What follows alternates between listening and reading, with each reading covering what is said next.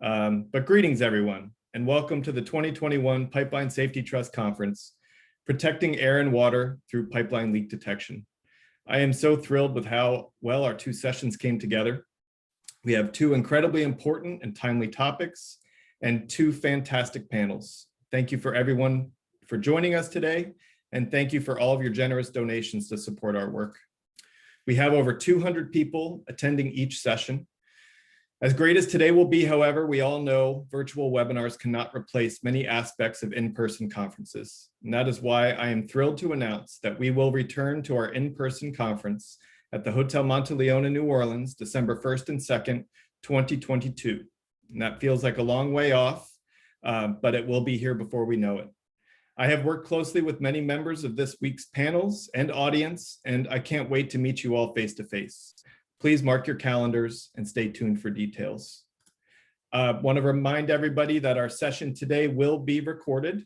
And for those of you in our audience who are unfamiliar with the Pipeline Safety Trust and why we exist, I want to give you some history. Pipeline Safety Trust was formed in the wake of the 1999 Olympic pipeline tragedy in Bellingham, Washington. Due to negligence and a lack of organizational and regulatory oversight, a pipeline ruptured, emptying 250,000 gallons of gasoline into the creek that runs through the heart of our town. It ignited and killed 3 boys. The town of Bellingham fought back and would not let those boys die in vain. And they would do what they could to see that no town would have to go through what Bellingham had to go through. As part of the criminal settlement, Judge Rothstein ordered part of the fines to be awarded as an endowment of a watchdog organization that would become the Pipeline Safety Trust. Under Carl Weimer's leadership, the PST has been incredibly successful, serving as a balance to industry influence on lawmakers and regulators. But Judge Rothstein's words that day have unfortunately proven prescient. She said, quote, "It's not even David versus Goliath, it's more like Bambi versus Godzilla." And we still have a lot of work to do. I have just passed my 1-year mark with the Pipeline Safety Trust and the 6-month mark as executive director. And while overwhelming, this work excites me because there is so much to do. We have many common sense solutions to reach our shared goal of 0 pipeline incidents. They exist, and I'm energized to help see those through. Today is session 1 of our 2-part virtual conference. On Thursday, we'll be talking about how to protect our water through pipeline leak detection through the lens of the Colonial Pipeline disaster in Huntersville, North Carolina in August of 2020. Some of you may have noticed that same pipeline in the news last week due to a cyber attack. Well, I hope you all plan on joining us for that lively discussion. Today, we'll be talking about protecting our air through pipeline leak detection, but it goes deeper than that. Effective leak detection was first identified as a safety need by the NTSB, the National Transportation Safety Board, nearly 50 years ago. We've been tragically reminded of this recommendation going unanswered many times, like in Dallas in 2018, when Atmos Energy's system leaked and exploded, killing 12-year-old Michelita Rogers as she practiced her cheerleading routine at home. On top of this dire need from a safety perspective, we now know that methane, the primary component of natural gas, to be an incredibly potent greenhouse gas. The nature of methane's greenhouse effect, which you'll hear more about from our experts today, means that by tackling emissions now, we can make a real difference in our near-term climate crisis. This is clearly important work, especially as the report from the IEA, as reported by Politico this morning, claims that existing global climate pledges fall short of what is needed to hit net zero carbon emissions by 2050. Which would give the world a fighting chance at limiting the increase in global temperatures to 1.5 degrees Celsius.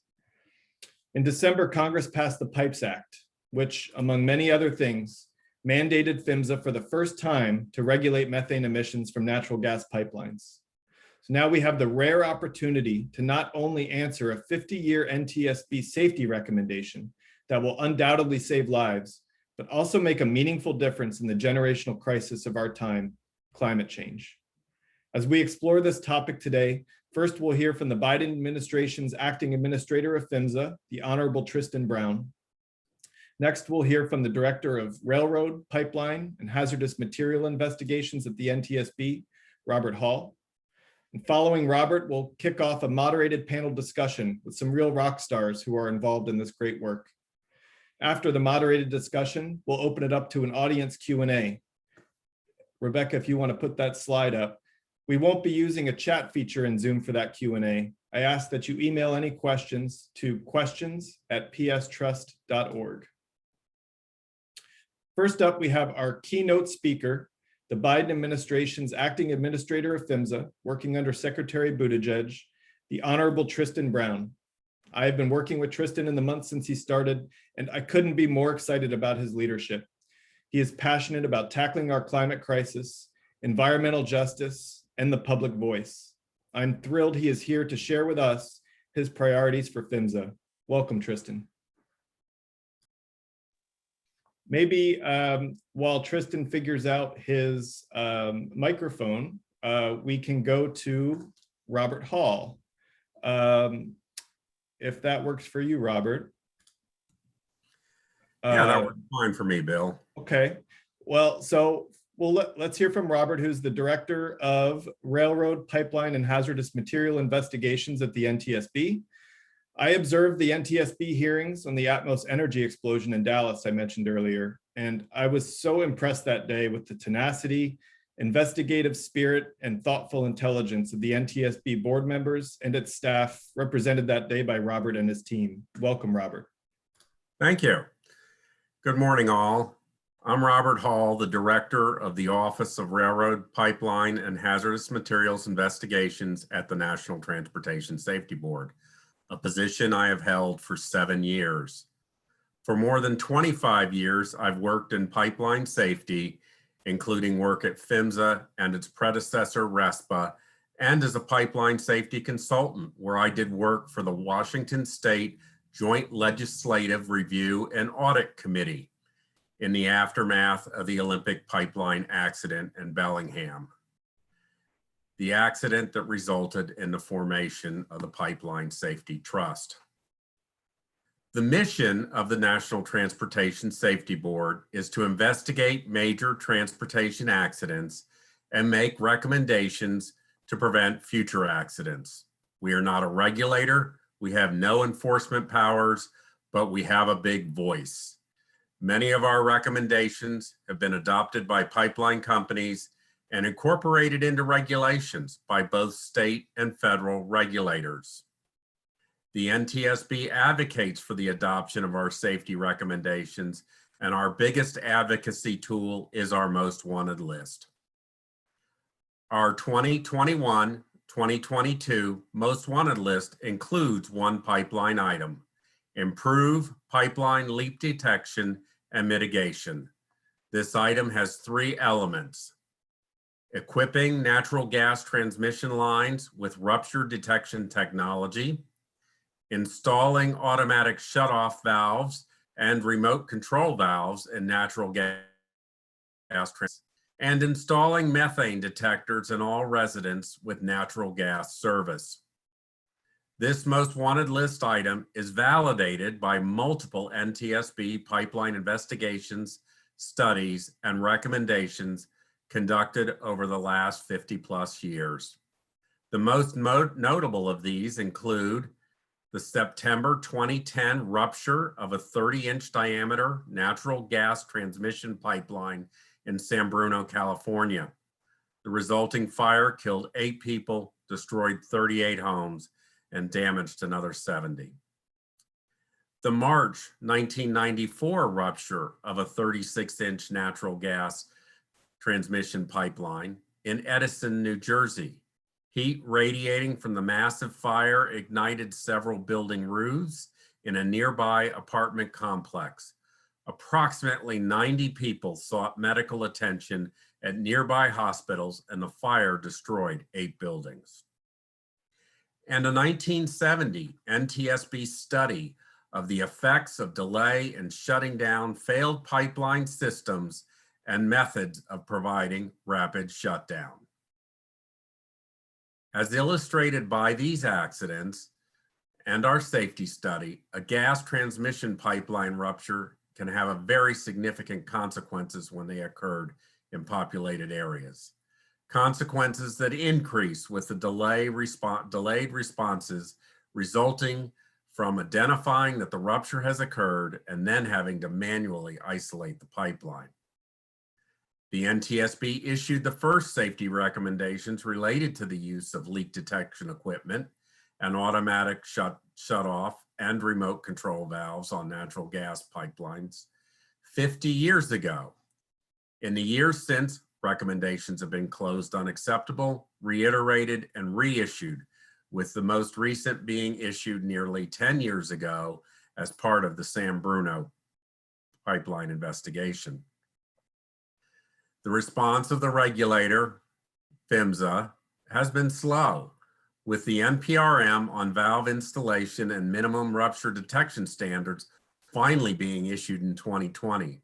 Unfortunately, this NPRM did not meet board expectations for addressing this safety issue. For more than 75 years, natural gas has been odorized to alert consumers of leaks in buildings where natural gas is used. Odorization has saved countless lives. However, multiple NTSB investigations have identified cases where odorization has not been effective in detecting a dangerous natural gas buildup within structures. Two recent investigations highlight this issue. An August 2016 natural gas fueled explosion and fire in a 14-unit apartment building in Silver Spring, Maryland. As a result of this accident, 7 residents died, while an additional 65 residents and 3 firefighters were transported to local hospitals. The natural gas leak occurred in a lower level utility room, and the gas odorant was not detectable in the apartments on the floors above. And a February 2018 natural gas fueled explosion of a single family home in Dallas, Texas, that injured 5 occupants, 1 fatally. Following the explosion, investigators located several leaks in the 71-year-old gas main in the alley behind the residence. The investigation also found that 2 other homes served by the same gas main in the alley were damaged by leaks in the days that preceded the fatal accident.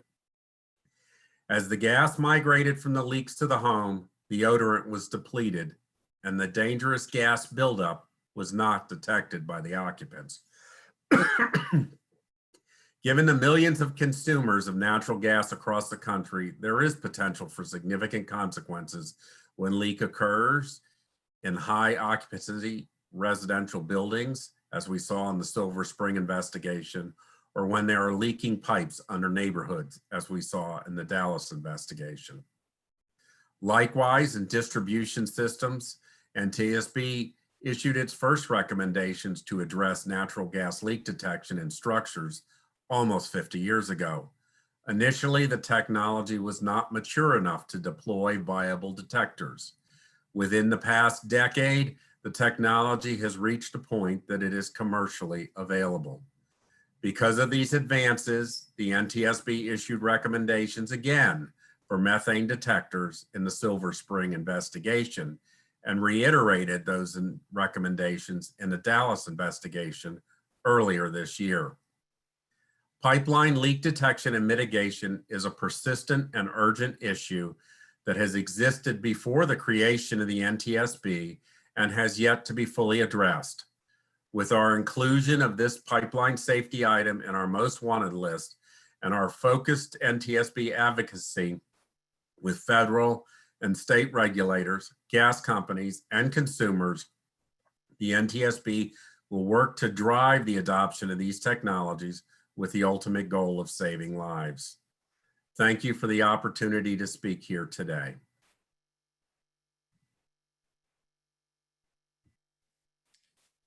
All right. Is this working by chance? It is. There's an echo, but it's working. All right. We just jumped out of there. Let's see if we can. That sounds much better, Tristan. You still getting the echo or no? No, you're good. All right. Well, apologies for that snafu. I'm pretty used to toggling the mute button, but apparently there are extra challenges these days. Another good morning and another good afternoon to those on the East Coast. Thanks for the kind introduction before, Bill. Really appreciated hearing NTSB's perspective there, Robert, as well. And let me begin by thanking the Pipeline Safety Trust for the invaluable work that you do. For decades, PSD has served as a critical voice for the public's interests and constructively helped inform the work we do at Fimsa. A little fun fact about me, I actually attended college with one of your board members, Beth Wallace of the National Wildlife Federation. And as a fellow native Michigander, I know how lucky we are to have such a fierce advocate for pipeline safety and for protecting the Great Lakes. Today, I look forward to sharing some thoughts on our shared goal of advancing pipeline safety, and more specifically on how we can improve gas pipeline leak detection and repair, and the best ways we can reduce methane emissions from our pipeline systems. I want to first begin by discussing the events, though, of last week involving the Colonial pipeline system. As many know, Colonial operates one of the largest pipeline systems in the country, which provides nearly half of the fuel consumed on the East Coast. And on Friday, May 7th, we learned that Colonial had shut down their entire system. Within hours, the White House and the lead agency, the Department of Energy, convened an interagency working group tasked with helping address both the cyber threat as well as the impending fuel supply issues. Agencies across the federal government, including Fimsa, worked round the clock all weekend and into the week.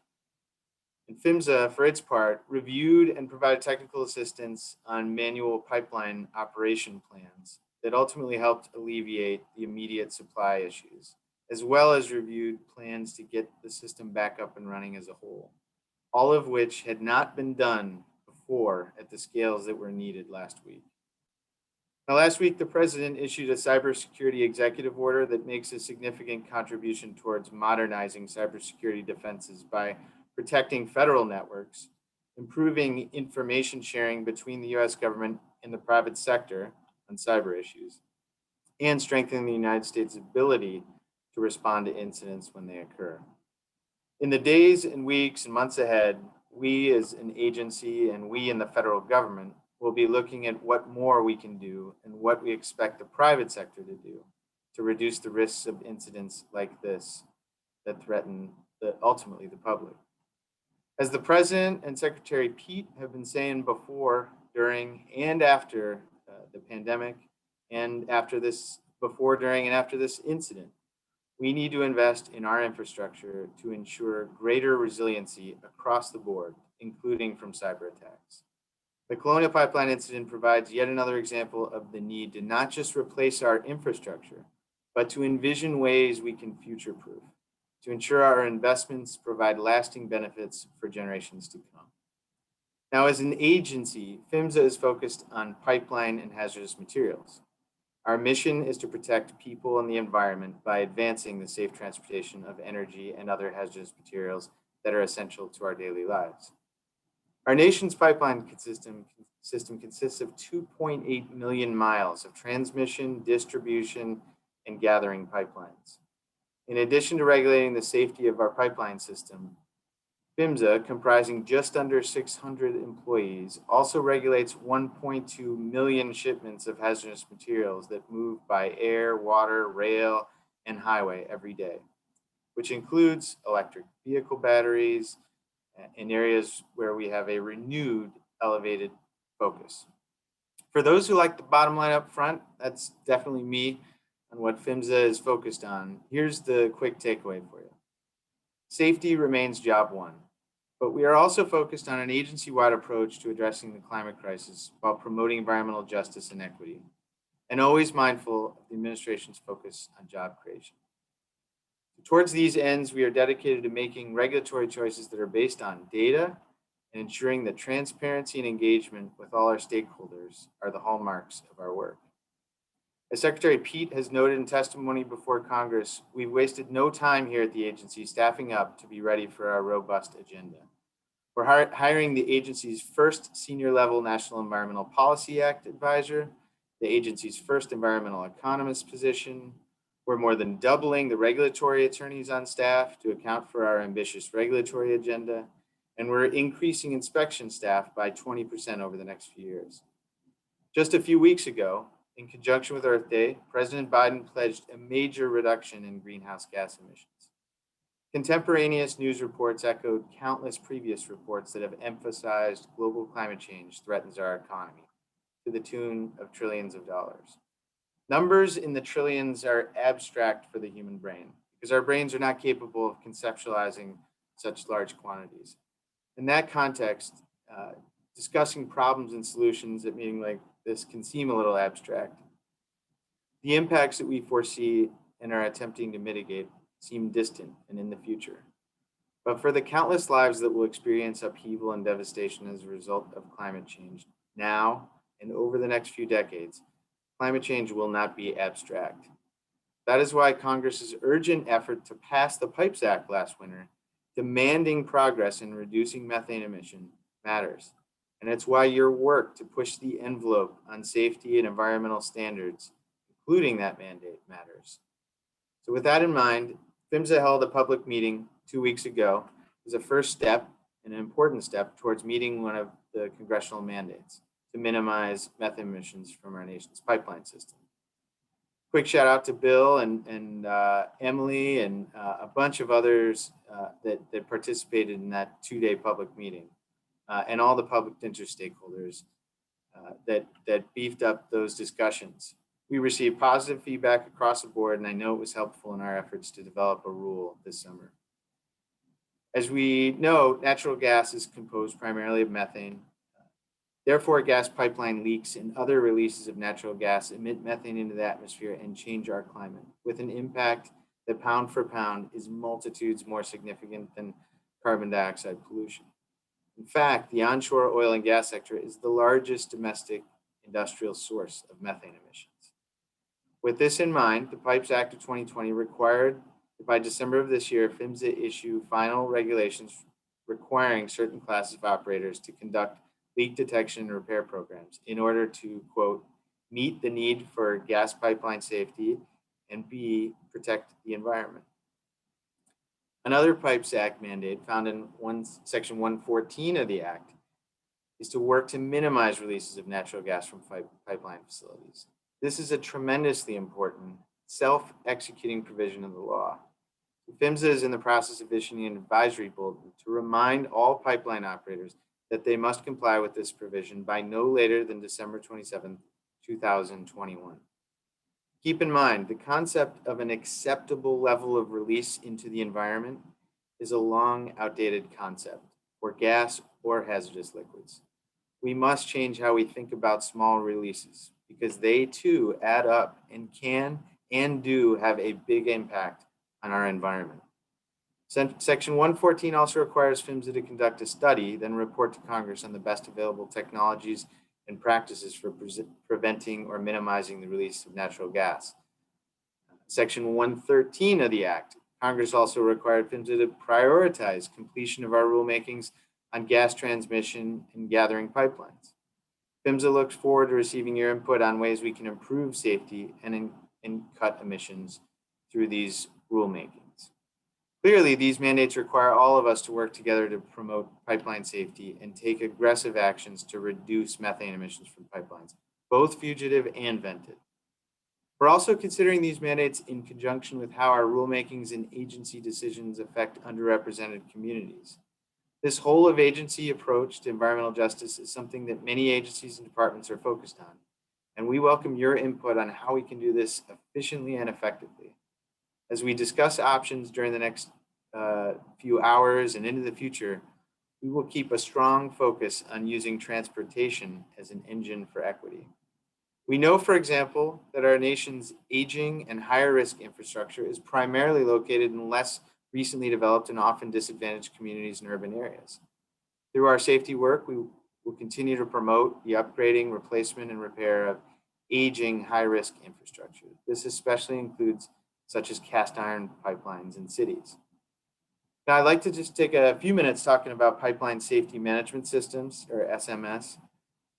As you know, Fimsa believes that one way to continuously improve pipeline safety is for every pipeline operator to adopt a robust safety management system underpinned by a strong safety culture. The SMS framework should be built into all company processes from the time a pipeline is designed and on through startup, operation, maintenance, and even abandonment. As you know, a strong culture of safety is needed to make any SMS program work in practice. A culture-based approach to safety is driven by individual values and accountability, where everyone knows that safety is paramount, even when it means increased marginal cost to operators. Because in the long run, the overriding goal of safety first is good for employees, good for the public, good for the environment, and good for operators and investors. This is evident from past accidents like those that were mentioned in Bill's intro in Bellingham, Washington, Marshall, Michigan, Pelham, Alabama, Merrimack Valley, Huntington, North Carolina, and others, where preventable mistakes metastasized through the system and ultimately led to human and environmental tragedies. A sound integrity management plan combined with a solid SMS can prevent harmful spills like we have seen at Refugio Beach, California, and recently in Linden, New Jersey. Regarding the larger Fimsa oversight program, we're continuing to focus on how operators implement pipeline integrity management, as we have seen that issues remain with operators not implementing the program in ways it was intended. We will promote industry efforts to improve methods to identify and address slow leaks beyond the current physical detection limits, using all available means, in addition to investing in research to address this area. And we will continue to broaden the means by which we receive input from all stakeholders, including public advocacy groups like PST, tribes, labor unions, environmental groups, and others. As I wrap up, I know there is always interest in Fimsa's regulatory agenda and rulemaking efforts. We heard from folks already today on that. Our team is very busy trying to advance the final rules for rupture detection, valve installation, as well as for gas gathering pipelines. So expect to hear more on that very soon. Finally, I'd be remiss if I didn't thank Bill for volunteering to be a member of Fimsa's Liquid Pipeline Advisory Committee. The work of our advisory committees is an important part of our rulemaking process, and your contributions, Bill, are invaluable. So thank you as well to Carl and Rebecca, who helped get me up here, all the Pipeline Safety Board and volunteers out there. While it may still be Bambi versus Godzilla, you help our agency and our state pipeline agencies carry out such important work. Your voice is important to us and to the countless Americans who benefit from the improved safety measures that you are constantly working towards. So with that, thank you so much again for accommodating the little technical challenges there, and pass back to you, Bill. Thank you so much, Tristan. And yeah, a lot of changes headed from congressional mandates to administration priorities, and we're really excited to see how that manifests at Fimsa. So thank you so much. Next up, we will start our panel discussion. I have asked each panel member to give a brief introduction. Let's, in no particular order, we'll start with Aaron Murphy, Senior Attorney for Energy Markets and Utility Regulation at the Environmental Defense Fund. Hi, Bill and everybody. Thanks so much for the opportunity to be part of this conversation today. Like Bill said, I'm Aaron Murphy. I'm a Senior Attorney with EDF, where I work on our Energy Markets and Utility Regulation team. And part of that work involves advocating for the adoption of advanced leak detection to reduce methane emissions from the gas system. So to start at a high level, science has demonstrated that methane has 87 times the warming power of CO2 over the first 20 years after its release, and 36 times the warming power over 100 years in the atmosphere. And very recent peer-reviewed research, including from EDF scientists, has demonstrated that a rapid, full-scale effort to reduce methane emissions has the possibility to slow the worldwide rate of warming by as much as 30%. And really what that emphasizes is just the incredible urgency of acting to reduce methane emissions wherever we can. And one major place where we know we can do that is in the oil and gas sector, including in the United States, where the oil and gas sector is the largest domestic industrial source of methane emissions. And Building on our understanding of methane emissions from that sector, EDF has supported extensive peer-reviewed research that indicates that those methane emissions from oil and gas production are greater than 60% higher than what the EPA currently estimates. And looking specifically at the pipeline sector, recent research has estimated a national methane leakage rate from gas distribution mains that's approximately 5 times greater than the EPA greenhouse gas inventory. And that research I'm citing was done in part by Professor Joe Von Fischer, who's also going to be talking to us in a couple minutes. Another element of understanding methane emissions from the pipeline sector is that we know that the largest leaks are responsible for the most methane emissions. And one study found, for example, that 50% of methane emissions come from the largest 16% of leaks. So that sounds intimidating, but also presents a great opportunity, because that means that if we can identify and remediate those major large leaks on the system, we can significantly reduce the overall methane emissions more quickly. So turning to Fimsa, Fimsa as a federal agency has an important role in addressing climate change. And I really appreciated Acting Administrator Brown's comments today and elsewhere emphasizing that role. The Pipes Act of 2020 reaffirms and expands Fimsa's responsibility to protect the environment in pipeline oversight. And Congress, through the Pipes Act of 2020, issued a clear direction to the agency to develop strong, comprehensive advanced leak detection standards that will reduce climate pollution from gathering, transmission, and distribution lines. So we know that operators need to do more to find and fix leaks. And to do that, there's a diverse array of commercially available technologies that can detect methane leaks on the system. EDF has worked to expedite and incentivize the development and commercialization of low-cost methane detection technologies, including in a partnership with the Department of Energy's ARPA-E project. So ALD, or advanced leak detection technology, can be deployed currently via aircraft, drone, vehicle, or even satellite. So there are a number of ways that this technology can be employed, and that's important because there's not a one-size-fits-all approach here. Different segments of the system are best addressed by different technology options. And so what are the benefits of advanced leak detection? First of all, we know, and research has demonstrated, that ALD finds more leaks on the gas distribution system compared to traditional survey methods. And that ability to find more leaks and also to have a better understanding of those leaks in terms of their size and scope is really important, because in turn, that can inform data-driven decision-making that can help operators make good choices about leak repair, pipe replacement, or even retirement. And one important element of this is that we've seen state-level leadership that has driven improvements in advanced leak detection technology, and therefore in reducing methane emissions from the gas pipeline system. And I'll just point out one example of that, which is California's SB 1371, which requires annual methane reporting and emissions reduction plans to be submitted by gas utilities.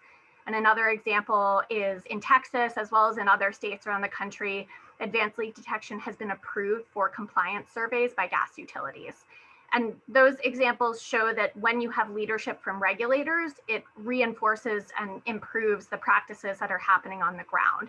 And so our view is that federal standards issued by Fimsa are going to provide further clarity and certainty for operators that will drive improvements in leak detection technology and therefore continue to drive reductions in methane emissions from the system, which of course is a win for everyone.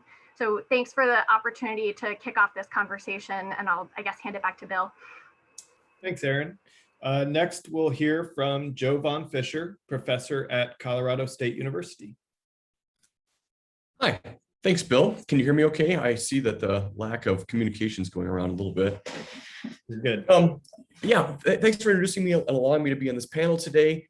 Methane is my favorite gas, as it may be for many of you. It's a potent greenhouse gas, as Erin was pointing out. And what's interesting is it has a relatively short lifetime in the atmosphere as compared to carbon dioxide. Methane, once released, only spends about 10 years in the atmosphere as compared to CO2, which will be up there for 100 years. And as a consequence, the concentration of methane and therefore its warming potential is the balance between the sources of methane to the atmosphere as a consequence of our human activity and its natural dissolution or disappearance as a consequence of atmospheric chemistry. So if we were to act today to turn off the supply of methane to the atmosphere as a consequence of human activity, the impact on warming would be felt much more quickly than that for CO2, which is going to spend a long time in the atmosphere. So that's part of what gives some immediacy and an opportunity to head off warming through our action to reduce sources of methane to the atmosphere. When a lot of work in our group has been addressing how advanced leak detection technologies can lead to this more immediate action to reduce the effect of methane on warming. And I think a lot as a glasses wearer about how glasses improve me to my ability to see the world and to affect change. Advanced leak detection technologies similarly give us the power to see methane leaks with an unprecedented clarity and also to characterize the emission rates in ways that Erin alluded to in her introduction there. When we look at what advanced leak detection does, this advanced part of that language really means things that are only recently coming into technological capacity and commercial availability. Components of that system, in my mind, include sort of high sensitivity methane analyzers, other sort of hardware that's co-deployed, perhaps to measure GPS or wind or other features of the environment, and then critically algorithms that interpret that data. So it's this suite of devices and algorithms that make what I think of as advanced leak detection technology. Those devices can be deployed in a number of strategic manners and on a number of platforms varying from vehicles to drones to walking or satellites. And they typically followed a protocol that has been tested and evaluated and are performed on a schedule. Additionally, we think of ALD as having some kind of testing and validation that documents its ability to detect leaks under certain environmental conditions and certain detection thresholds. I think that testing and validation will prove to be a key feature of how we think of ALD deployment emerging under the PIPES Act. Finally, I think a key component of what ALD means to me is that it provides actionable data that feeds into a response plan and a reporting mechanism. And so somehow this, what's new about the ALD deployments under the PIPES Act, I think is the potential to link this information about where natural gas leaks are into information about what's being done on the ground for leak detection and repair. Our team at Colorado State University has been studying this advanced leak detection technology since our partnership with Environmental Defense Fund and Google began in 2012. And in that time, we've published about 7 scientific publications that sort of evaluate what ALD can do and what the technology is telling us about natural gas leak locations and magnitudes around the country. And as Erin indicated, some of this is finding that the overall emissions from local distribution systems is on the order of 5 times greater than what EPA accounting is currently tracking. One of the overall value I would summarize for ALD approaches is that ALD can find more leaks than conventional technological approaches have been finding so far, and that ALD can estimate the leak size. We know that that leaks vary in size from really very, very small and relatively inconsequential up to very large and having a large impact on climate. If we're able to use a super emitter approach, that would mean finding those leaks that have a disproportionate impact on overall losses from the system. And if we could start targeting those leaks from finding and repairing the largest one in short order and working down towards the smallest as sort of our funding and availability allow, this sort of finding the largest leaks and tackling those and removing them from the inventory of emissions can be a very cost-effective mechanism to reduce overall emissions. And I finally want to just give a quick shout out to Robert Hall's presentation earlier during another presentation this morning already. I went online and I ordered an in-home gas detector for my own basement. As a person who studies leaks and wants to minimize the risk to my own family and my own home, I realized I didn't own one, and so I took a minute and went online and ordered them. And I really support broad national effort to get a natural gas leak detector in every home, as we already have carbon monoxide detectors and smoke and fire detectors in our homes. It seems like a completely obvious and reasonable step to take that I think could do a lot to improve safety. So that's what I wanted to say for introduction. I'll pass it back to Bill and allow the next panelists to introduce themselves.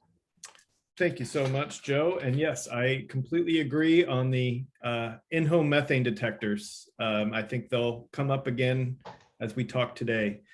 Next, let's hear from Steve Nanny, the Senior Technical Advisor at Fimsa.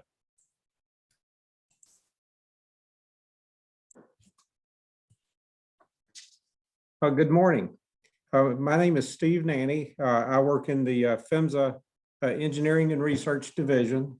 I've worked at Fimsa for 17 years, and normally I work on the gas and liquid rulemaking. So that's why I'm here today. First of all, I'd just like to thank everyone that's here on the panel, the people that are participating, and also each and every one of you that helped Fimsa 2 weeks ago on our May the 5th and 6th leak detection workshop. We're using that as getting that input, whether it was an operator, the public, a service provider, a researcher. We're using all that information to develop criteria for rulemaking. First of all, I think we're very pleased to see and hear that everyone recognizes that methane emissions from pipeline facilities are hazardous to the environment. I think we all realized that they were hazardous to public safety, but also realizing that they're hazardous to the environment. And again, Congress with the Pipes Act, as was stated earlier, has mandated that we include regulation for fugitive emissions in Section 113 and vented emissions in Section 114. Also, the Pipeline Safety Act directs operators by the end of 2021 to minimize methane emissions. In other words, to have procedures in place, and that's in Section 114. As we move forward, as Fimsa moves forward with working with each and every one of you, and also coming out with a notice of proposed rulemaking to go out to the public, we're looking at issues of leak survey frequency, revised repair criteria for leaks, patrolling, as well as the use of advanced leak detection to address this issue. We're also looking at it not only for distribution, we're looking at transmission and gas gathering. What Fimsa's goal is on methane reduction as an overall strategy, not that we just look at one single regulatory issue on this. And again, we look forward to your questions today. We're taking all of these questions, the input that we hear from everybody, whether you're a speaker or the public service provider operator, to use that in developing rulemaking on this. And thank you for your attention today. Thanks, Steve. Next, we'll hear from Andrew Liu, the Vice President of Operations and Engineering at the AGA, American Gas Association.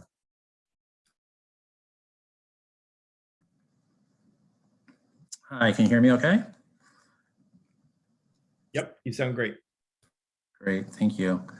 I just wanted to thank Bill and the Pipeline Safety Trust for inviting me to participate on today's discussion and allowing me the opportunity to provide the perspective of the American Gas Association. Forums such as this one are critical so that participants can strive to have a better understanding of the positions and concerns of other stakeholders. For those who aren't familiar with AGA, it's the national association that represents the investor-owned gas distribution utilities. AGA members are committed to continuing to reduce methane emissions as evidenced by the carbon net zero goals established by many of our member utilities. In addition, AGA members adopted an aggressive climate change position statement in January of 2020.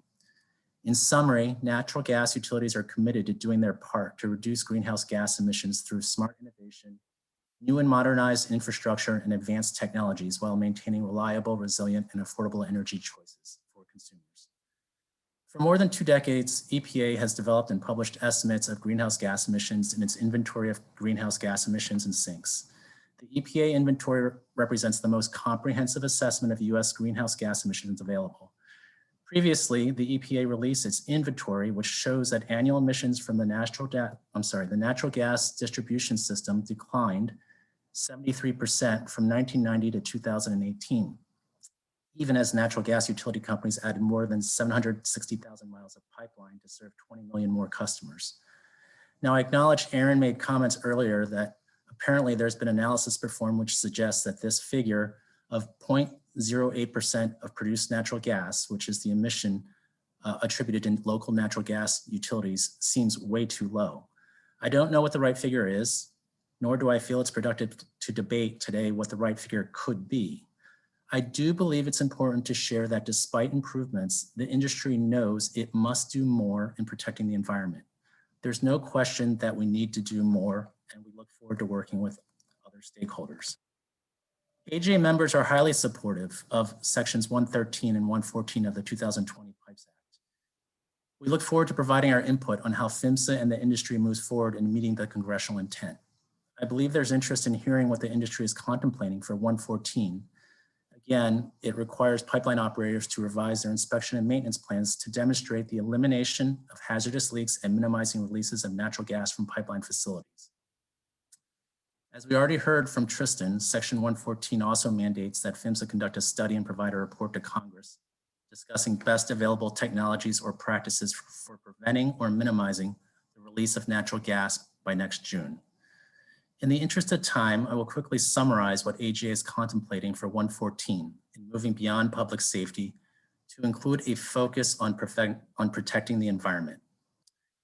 First, reduce immediate sources of methane emissions. And by immediate, I'm referencing pipe replacements, reduction of dig and damages due to excavation activities, and driving down planned releases such as blowdowns. Second, shortening repair timeframes for larger leaks which are non-hazardous to the public. And third, adding supplemental leak surveys for larger leaks which are non-hazardous to public safety. Note that this is a departure from the historical mindset of our industry. Historically, our industry would often choose actions that go above and beyond minimum federal or state regulations in the interest of ensuring safety for public safety and system integrity or system safety. But now we are choosing to implement actions that go above and beyond minimum regulations in the interest of protecting and preserving the environment. Gas distribution operators are also currently changing their mindset in how leaks can be detected and how they should be repaired, monitored, and managed in consideration of the environment.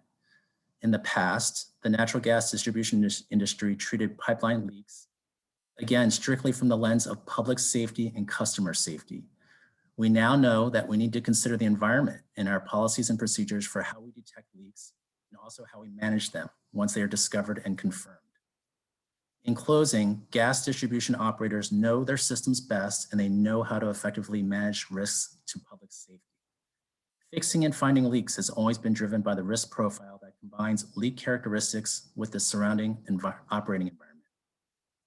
But the gas distribution utilities are still figuring out the best ways to manage risks to the environment and climate due to methane emissions. We're open to learning more about advanced leak detection technologies and hearing how emissions factors and flow rates are best determined and how they can be best used in reducing our industry's greenhouse gas emissions. If anyone's interested in learning more about the commitments I referenced, I encourage you to visit our website at www.aga.org/climate to see more details. Thank you, Bill. Thanks, Andrew. Next, let's hear from Kathy Bowden, the Vice President of Gas Engineering with Consolidated Edison of New York. All right. Thank you, Bill. Can you hear me? We can hear you. Fantastic. So my name is Kathy Bowden. I want to thank you, Bill, and the Pipeline Safety Trust and AGA for inviting me. I work at Consolidated Edison in New York, and we support the clean energy goals in New York City, in New York State, and also across the United States. We have a clean energy business, and not for this conference, but we're the #2 solar producer in the United States and 7th in the world. So we are all in on making sure we have a clean energy business going forward. We have a small service territory. It's only about 600 miles, and we serve gas to about 550 miles of that service territory. We've got 4.5 million electric customers, 1.1 million gas customers, and we actually have one of the largest district energy systems in the United States, 1,650 steam customers, steam. So back to the gas system, I'm the engineer, the chief engineer and vice president of Con Edison's gas system. I've been with the company about 31 years. I spent 20 years in electric and 11 in gas. And both systems are extremely high energy. They're going to be very important for the future. And we have to make sure, I agree with all the panelists so far today, we really do have to shift our focus into the environmental arena. And we have always done that, and we've been replacing pipe for quite some time. In fact, Con Edison has a 90-mile-a-year replacement program of leak-prone pipe, because we have 4,300 miles of distribution pipe, and about 1,500 of it is still some leak-prone pipe. And we're in a very congested area. It's New York City and Westchester County to the north of us. And we have about 370,000 services. I guess what I'd like to really concentrate on, we've been talking a lot about advanced leak detection and what that means. I'm not sure that we have a complete definition of it or technology for it. But we do have a huge way to prevent leaks, and that's by replacing aging infrastructure. And Tristan mentioned that. And again, we are replacing about 90 miles a year at Con Edison.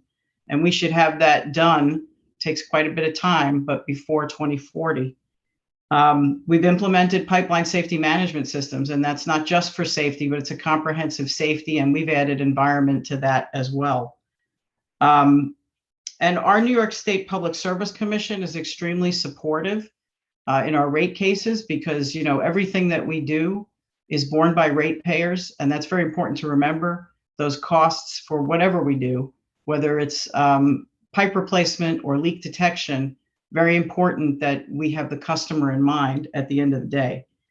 At Con Edison, we have a pretty aggressive leak management program. Again, prevent, detect, respond. Part of prevention is main replacement. The other part of it is multiple surveys. We do 12 surveys a year of the entire 4,300 miles of mains. We fix our leaks. So we find, we actually respond to tens of thousands of odor calls, and that's mostly from our public awareness campaign. And those odor calls result in about 60% of them are inside leaks, and generally on customer piping. And then a smaller percentage of them result in, somewhere around 7%, result in leaks on Con Edison pipes. And those are the leaks that we fix. And we make 8,000 to 10,000 leak repairs per year. We repair all of our leaks, and we actually have an incentive from our Public Service Commission to fix 85% of our leaks within 60 days. So that is the way that we manage it. And then just one hit on technology. We are experimenting with some of the advanced leak detection, the laser spectroscopy. We are trying to understand if we can define our larger emitters. We don't have a big backlog, though, because another incentive from the Public Service Commission is to reduce our leak backlog. So we find a lot of leaks. We make 8,000 to 10,000 leak repairs a year. And we end the year and try to keep a pretty low backlog, because we're constantly out there surveying, and it is a pretty dynamic system. So the last piece of technology I'll talk about is that in-home methane detector. And we are the beneficiaries of an advanced metering infrastructure, which is almost completely rolled out in New York City and Westchester County. And it's really because of our electric system that we have the benefit of this, but our gas system benefits as well. We've been able to deploy a sensor, a natural gas detector, inside customer homes at the point of entry where the pipe comes in, so that we can monitor methane leaks 24 hours a day, 7 days a week, and that alarms through our AMI network and back to our gas emergency response center and customer service centers. That elicits a response, that alarm elicits a response from the local fire department and our own Con Edison qualified personnel. And just to give you a high level on the stats, we've installed 45,000 units. We've had 395 alarms. And there's an added benefit. You would think you're only going to get inside leak alarms, but actually you get some gas that migrates in from outside facilities. And out of those 395 alarms, which is less than 1% of all the units that we've installed, we've got 62 outside leaks that have come in and migrated through foundations into buildings. And one event that wasn't mentioned today was the East Harlem event in 2014, which happened in New York City, up in East Harlem. 8 people perished and many buildings were damaged, and many people smelled gas before the event, but no one called. So that is a shortcoming of a public safety awareness campaign, and whether or not people will actually call when they smell that odorant, which is what Robert Hall had talked about. But by putting a natural gas detector in the home, in the basement, monitoring not at a point in time, not when you do a leak survey, but 24 hours a day, 7 days a week, you actually have a tremendous safety benefit. And you get the added benefit of knowing some outside leaks that are near homes that you might not pick up until you're out there to do a survey. So really exciting technology, a great advance, not only for safety, but for the environment. And I think I'll leave it at that. And thank you, Bill, for letting me participate today. Yeah, thank you, Kathy. Yeah, I know after that NTSB hearing on Atmos Energy, our program director, Rebecca, and myself both ordered in-home methane detectors. And it was great to talk to you, Kathy, to see how well it's working for Con Edison. Our last panelist for an introduction is Vincent Gato, the Vice President of Marketing and Sales for Picaro, Inc. Hey, thank you, Bill. Thank you to the Pipeline Safety Trust for allowing me to speak here today. How's my audio, Bill? Sound great. Fantastic. Now, as Bill mentioned, I lead the Picaro's worldwide energy business. And prior to joining Picaro, I spent 25 years working at gas utilities. The first 17 years I spent at Peoples Gas in Chicago. You probably detect my accent. And then following the San Bruno incident, I left to go work for PG&E because I want to make a difference. While I was at PG&E, we implemented advanced leak detection for our compliance leak survey, but we also implemented a super emitter program as well. Before I left PG&E, I oversaw all transmission and distribution operations. And I joined Picaro because I have a shared passion, and that's for improving public safety as well as helping the environment. At Picaro, we provide hardware-enabled software solutions. You heard a little bit of the description earlier today. Our sensors will mount onto vehicles. Our operators drive up and down the networks for usually distribution, local distribution companies. And then we integrate that data along with GPS, and we compare it against the GIS data, weather data, geospatial data, and we can do a lot of great things with it. Over the past 10 years, we've partnered with multiple utilities to develop 12 different applications that provide a whole lot of value. I think there's 3 of those applications that are most relevant to today's conversation and to the panel today. And the first is using it for leak survey, for a compliance leak survey. The second is using it for a super emitter survey, which we heard about as well today. And then the third is to use that data for pipeline prioritization for replacement. So we at Picaro, when we think of leak survey or compliance leak survey, we see ourselves as the premium solution in that space. Currently, there's 23 different operators that use the Picaro platform and software, 15 of which do so for compliance leak survey in over 10 different states.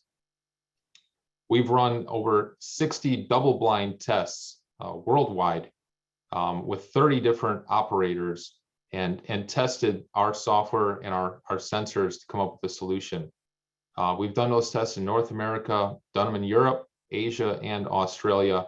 We've had third parties validate from GTI, NISEARCH, and PRCI. Bottom line, using advanced leak detection for your compliance leak survey is a tremendous upgrade. I could say that as an operator. You're going to find a lot more leaks. You're going to find 3 times more grade 1s and grade 2s. Why is that possible? First of all, it has a parts per billion sensor, but also it accounts for human error. Anytime you involve humans in walking or operating instruments, there's some semblance of an error, and it accounts for that. It corrects for it.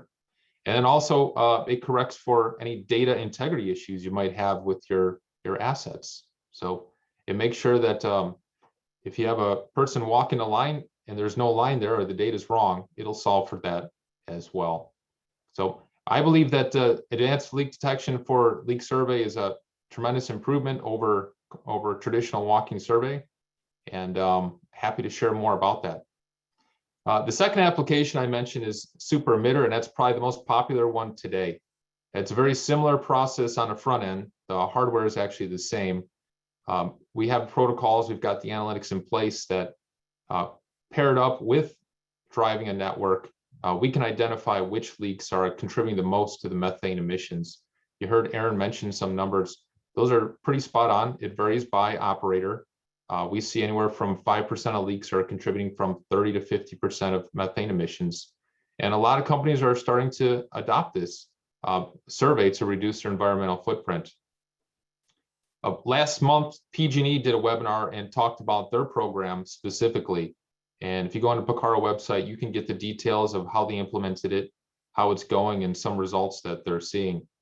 We're happy to say that here in 2021, we're helping multiple operators stand up similar programs. And so by this fall, you should see an additional 8 states having super emitter programs similar and above and beyond what you see in California. And then the third application I think is relevant for today's discussion is the pipeline prioritization. So every utility has an integrity management program, and those integrity management programs go a long way in helping prioritize which pipe to replace, whether it's by age, vintage, maintenance history, etc. But by using that same sensor equipment and the protocols and the analytics provided by Picaro, we're able to help operators, one, identify which pipe segments are going to leak in the future, which they are using currently to help curb operating costs by replacing and prioritizing replacement of those pipe segments in advance. But it's also helping to lower and reduce their emission footprint overall. So at Picaro, we've got some proven technologies and a lot of operating experience to help. I'm excited to be part of this panel today. I'm looking forward to answering questions. Thank you, Bill. Thank you, Vincent. So now we will move into our moderated discussion. Everybody wants to turn their camera on. We'll switch to the gallery view. I'll start with Aaron. Even though you addressed this in your introduction, I think it'd be important to set the context for our discussion today. How big is the problem of methane emissions from our natural gas facilities? Thanks, Bill. Yeah, so I hope I spoke to this in my initial remarks.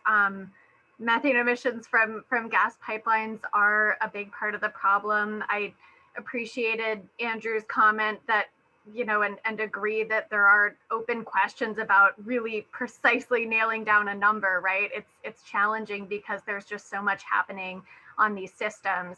But what EDF knows from research we've supported, including the research of Professor Von Fischer, who's with us today, is that the methane emissions from gas pipelines are significant, and they're likely much higher than what is reported to EPA's greenhouse gas inventory. And really that uncertainty is just another sort of pointer to the value of implementing advanced leak detection in terms of improving our understanding of emissions from the system and putting us on the path to reducing those emissions. Great, thanks, Aaron. So promisingly, parts of the Pipes Act that Congress passed in December 2020 begin to address this problem Aaron describes. So I'm hoping the panel can quickly summarize their understanding of the intent of the congressional mandate to eliminate leaks and minimize methane emissions. Andrew, can you start? Sure, I think I touched on it a little bit in my comments. Clearly, 114 has our attention since that is the self-executing order that goes directly to the gas distribution operators as far as what needs to be done by December of this year. But we're also interested in 113 as well, as far as what Fimsa will be responsible for. If I had to just summarize, there clearly is a need for the industry to step up its efforts in doing more that go beyond just what we do for safety considerations. So again, it's having to look at, repairing leaks that we don't believe are hazardous, but we need to repair them perhaps because of the environment, and the time frame associated with the repair is also part of that discussion, clearly. Thank you. Steve, do you want to address the question? Yes, and this is the question on the congressional mandate. Yes. Yeah, just summarize the intent of the congressional mandate. Well, first of all, we see this as being something that's not only for Fimsa, of course, it's for the operators, and it's to reduce methane emissions, whether that's in transmission, distribution, gas gathering. In other words, Fimsa regulated pipelines is the way Fimsa sees it. Also, we figure that we see in section 113 on fugitive emissions and also vented emissions, which would be section 114. And again, we expect operators to have procedures in place that they're December of 2020 to minimize these methane emissions. And we do plan in 2022 to start inspections of those plans. Yeah, thanks, Steve. Anybody else want to address that? Joe? Bill, this is Erin. If I could jump in briefly, I think I agree with what everyone else has said, and I would just add, a little bit more of an emphasis on the fact that the Pipes Act of 2020 does explicitly add environmental protection into multiple elements of how pipeline operators are thinking and planning for their systems. And so, it's in section 113, it's in section 114. I think environmental benefit considerations are also more explicitly incorporated into the cost benefit analysis that Fimsa does through section 118. So really in EDF's view, and we supported the Pipes Act as it was moving through Congress, this just affirms and enhances Fimsa's role in thinking about environmental issues as part of its oversight of gas pipelines. I will just add a 30-second point that I believe that there has been a lot of enhancement technologically in our ability to find natural gas leaks and to estimate their size. Those are seeing maybe a slower adoption by local distribution companies than might be possible. And part of that, I think, may be that there's risk when adopting some new technologies. And I think this is sort of a broad endorsement of the technology and recognition of it and its value, environmental value and safety value by Congress. And I think it paves the way for a more rapid adoption and testing and evaluation and implementation of new technologies that are certainly available and shown to be valuable. But it paves the way and smooths maybe some other reticence that may be present in the industry. Yeah, thanks everybody. So this congressional mandate is very clear about the regulations needing to be performance-based, meaning that the desired results need to be, the desired results will be defined without prescribing the exact method to obtain those results. So how do we construct meaningful performance standards and repair criteria that also allow for flexibility in the Fimsa rules? And I asked Joe to kick that one off. Sure, thanks, Bill. I think a couple things. I think it's clear that super emitter type programs are really valuable. I think that we recognize that different components of the natural gas system function differently, yet they have this shared statistical feature that not all leaks leak at the same rate. I think being able to identify where the large leaks exist within the system to prioritize those for more immediate repair brings about a more immediate benefit from the environmental perspective. So I think that is a characteristic of the ALD that should be important.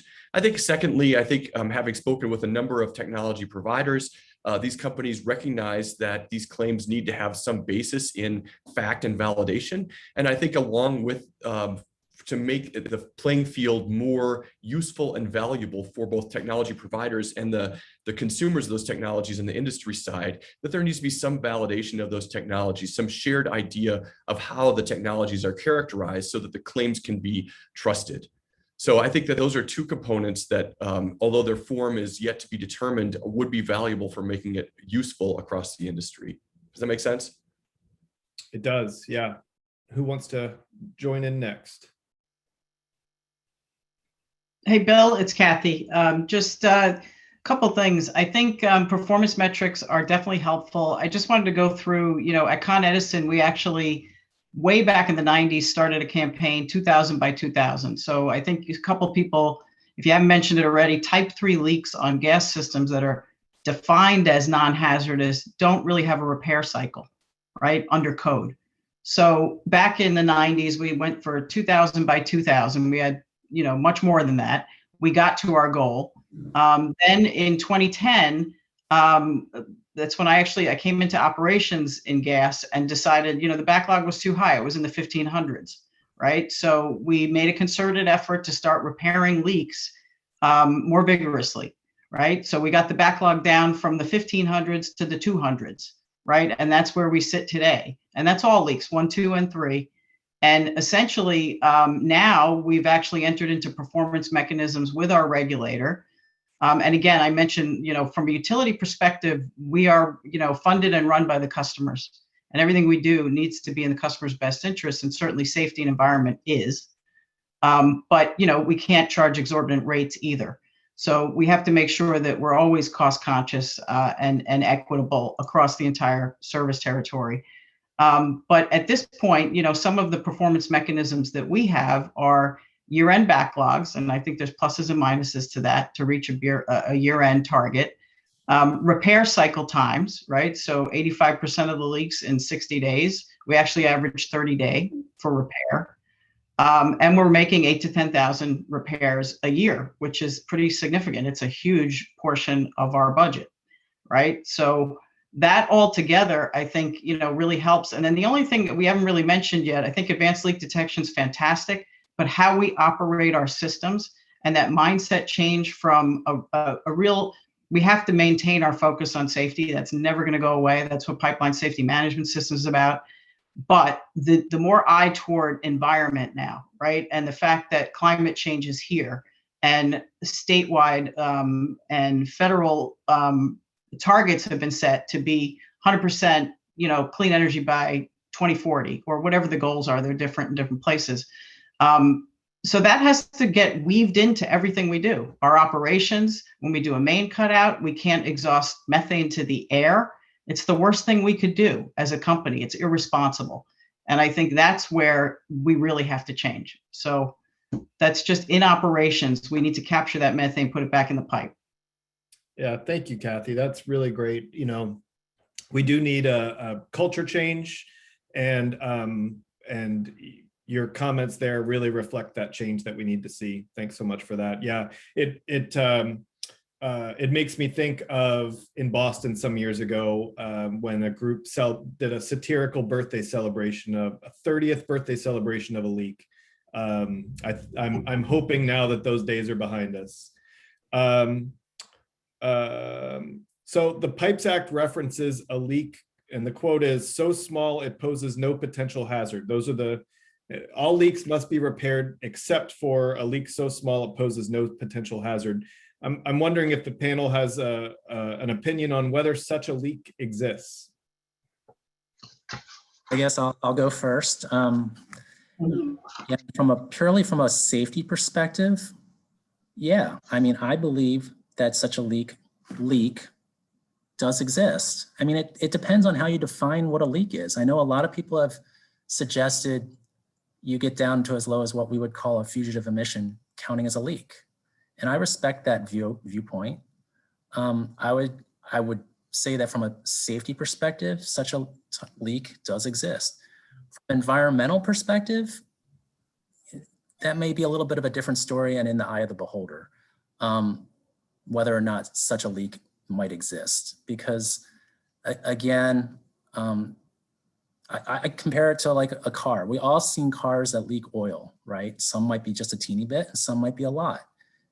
Ideally, there'd be no cars leaking any oil whatsoever. And I think we all understand that and can agree on that.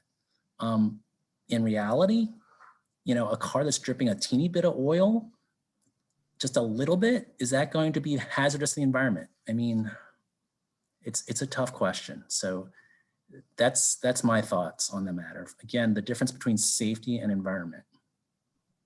Can I add also, we need to go for impact, right? We've all been talking about, you know, how potent methane is in a short period of time, the next decade, let's say, right?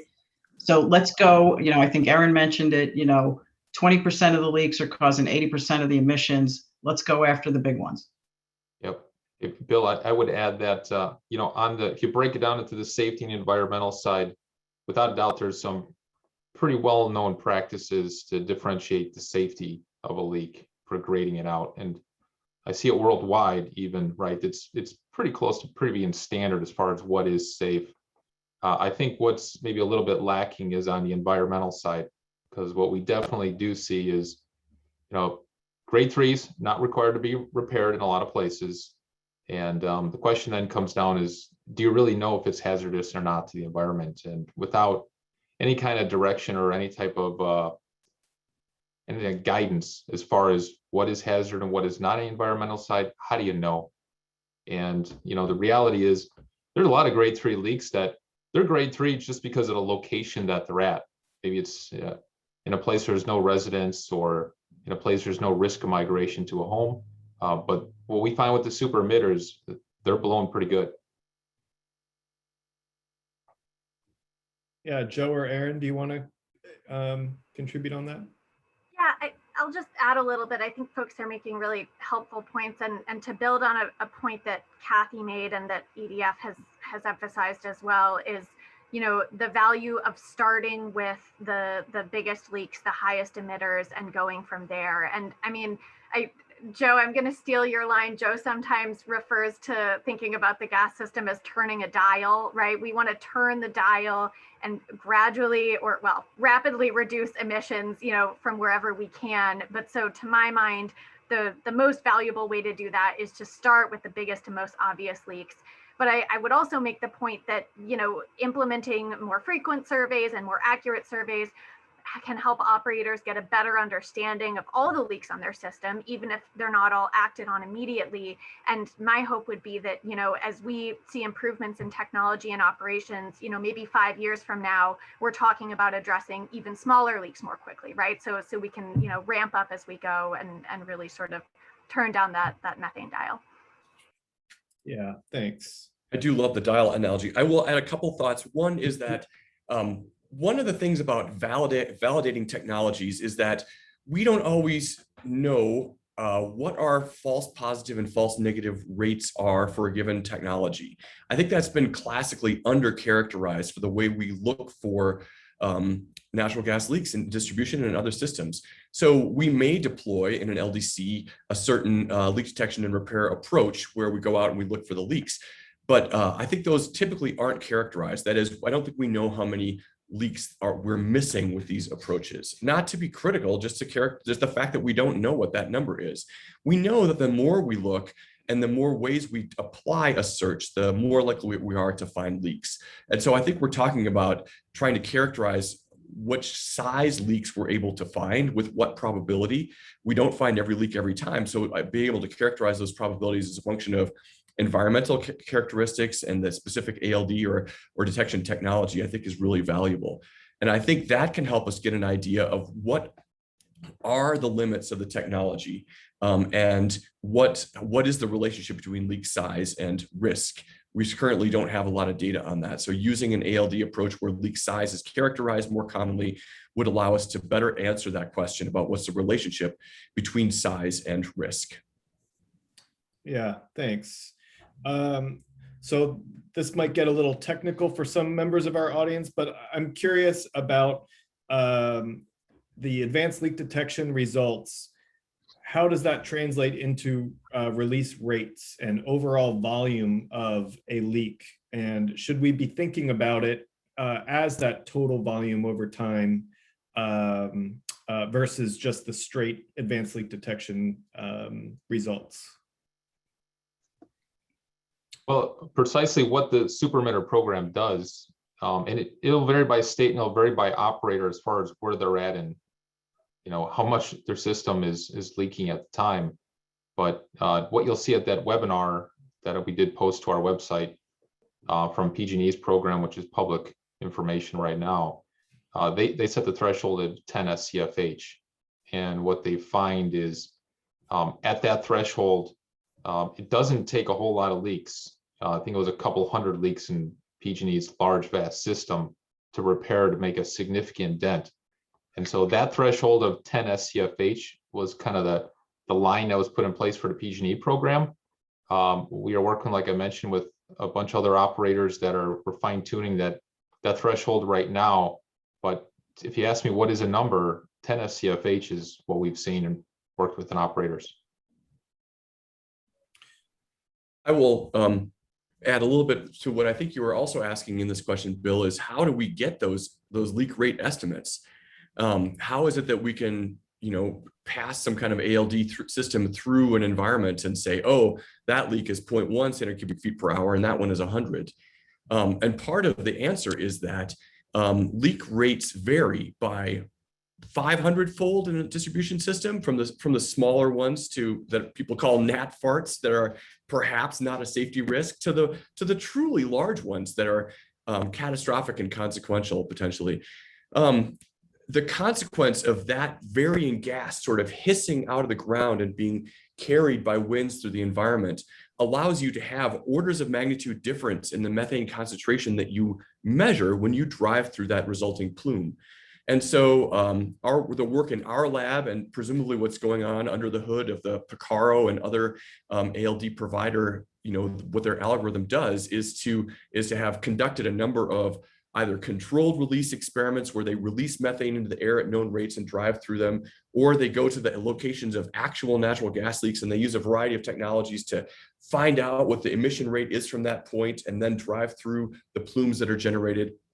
And by measuring under controlled conditions, the known relationship between the methane concentration that you measure and the properties of the air movement through that environment, you can estimate what the leak size is. And those estimates are exactly that. They're going to be plus or minus 50%.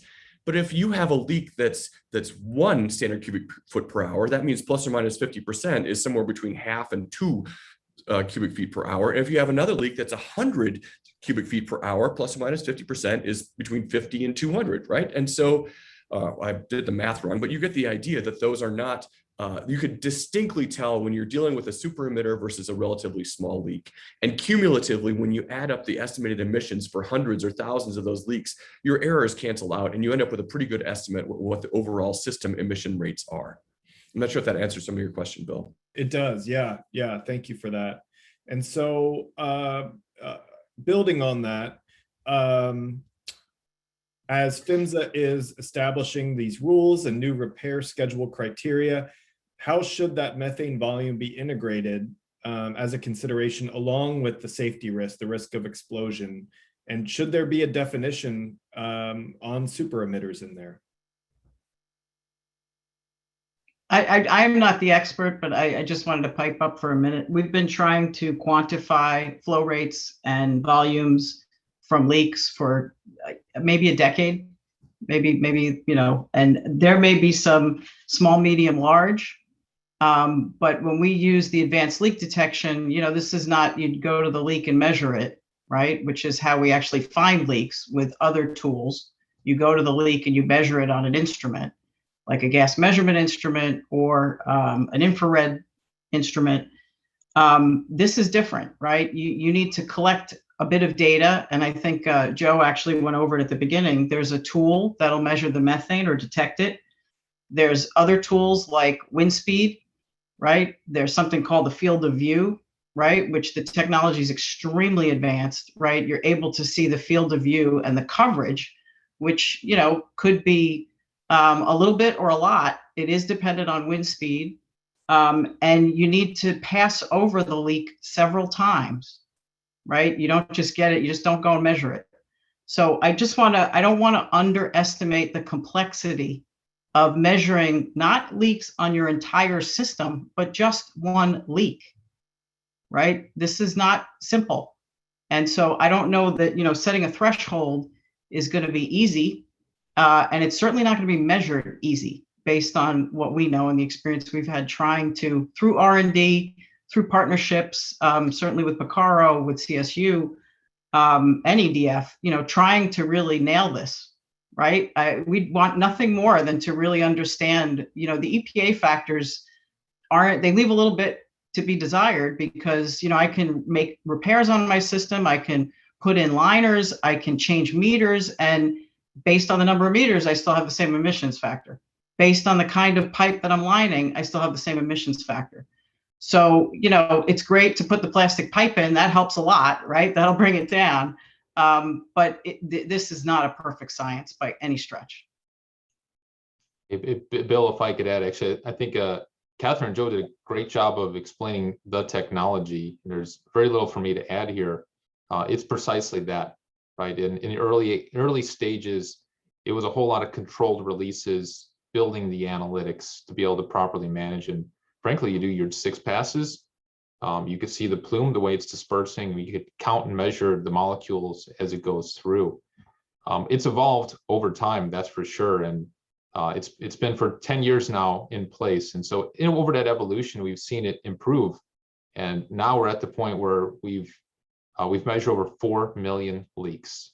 And the machine learning and the analytics behind it have come a long way in quantification, in the methodology that Joe stated precisely, but then also being able to sense and be able to differentiate between methane or ethane, being able to differentiate between above ground and below ground and adjust the sensitivity. It's come a long way. And I think some of that is, you know, early stage or some of the cutting edge or early adopters. It was a little early in the technology 10 years ago to build confidence, but it's come such a long way now that I'm seeing the fast followers are moving real quick for this adoption. And it's not easy, like Catherine said. It's a change to the way it's done. There's a lot of change management here, right? There's an additional step that's included. And, you know, it's not easy for an operator to just say, hey, we're going to do advanced leak detection, because it's not just an instrument you're mounting on a truck. There's significant change management that has to happen at the utilities. But luckily, we're past the cutting edge, and it's time for fast followers. And we've got some great examples. And I see it every day where utilities are sharing across best practices.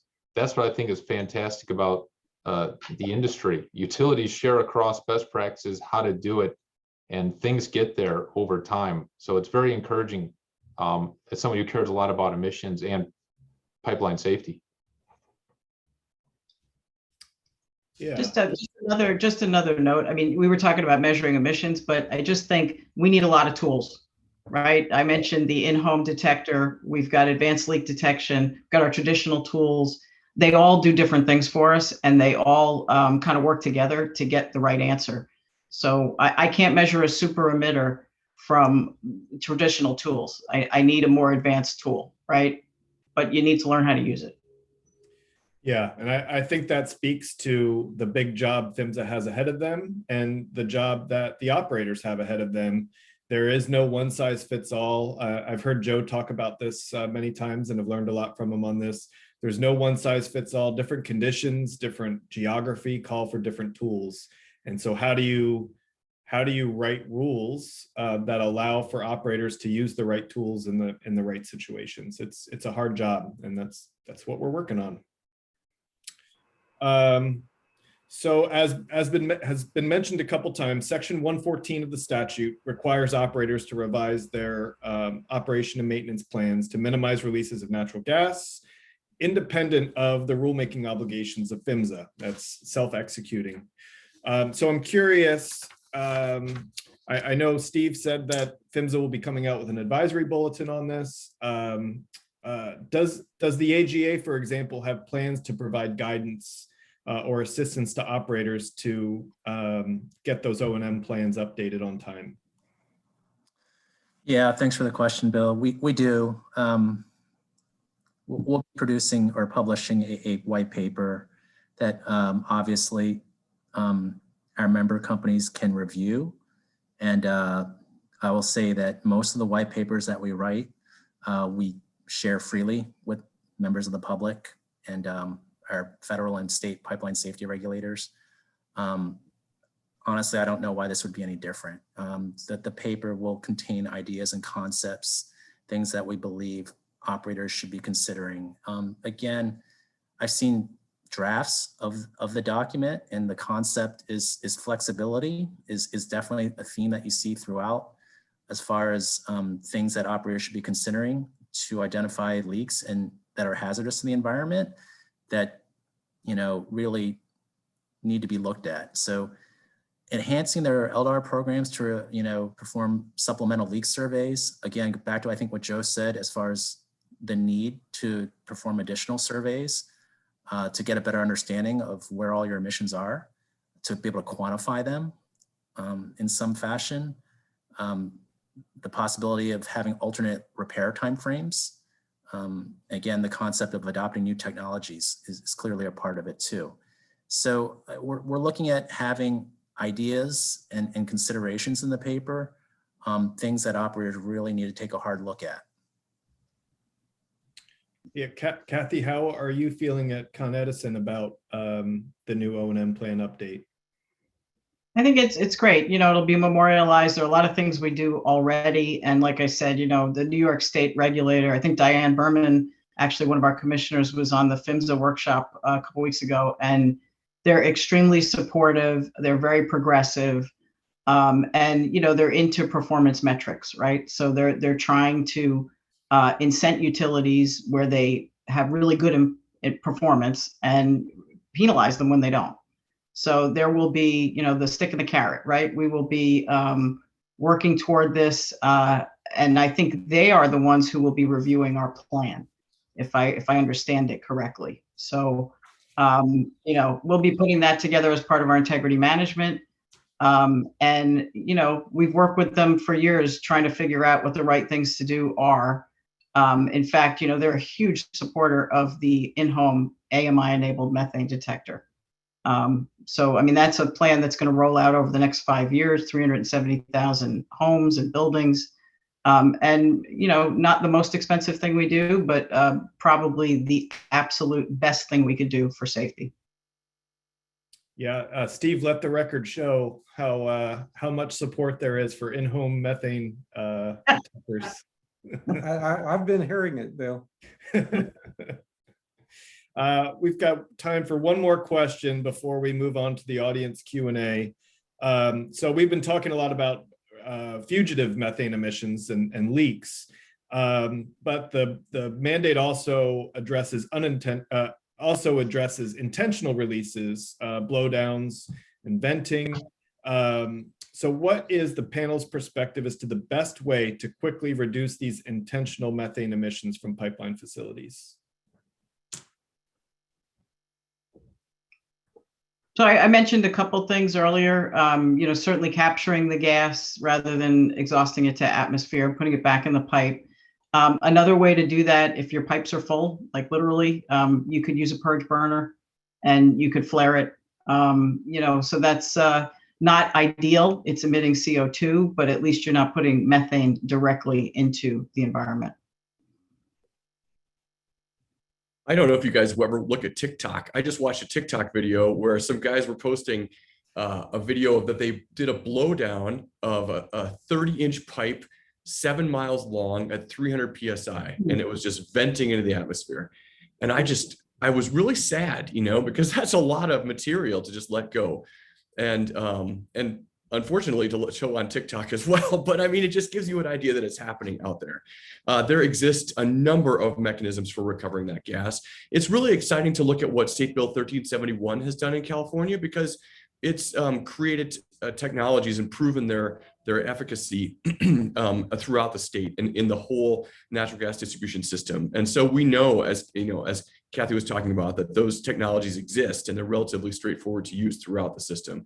It's just a matter of preventing them. And so it may be that that through the Pipes Act, potentially we could set a limit to say a blowdown of any more than X cubic feet of gas must be captured or flared or something like that. And I would argue that flaring, might work for a small leak, but for larger ones, flares are quite incomplete in combustion. So we could do better than that. It's such a waste. I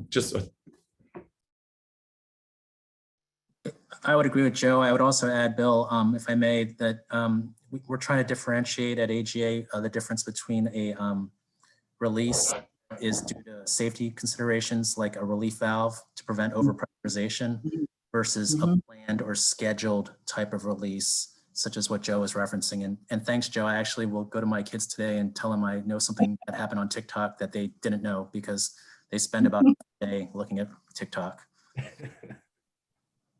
Popular for a reason. Okay, well, let's move into the audience Q&A, and a reminder to the audience to submit a question. We've been getting a lot of good ones. But to submit a question, please email questions@pstrust.org. Let's see. We have from a Boston area NGO.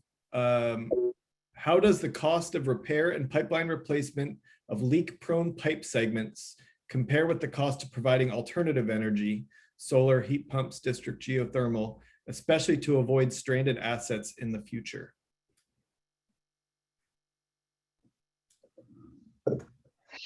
And start briefly.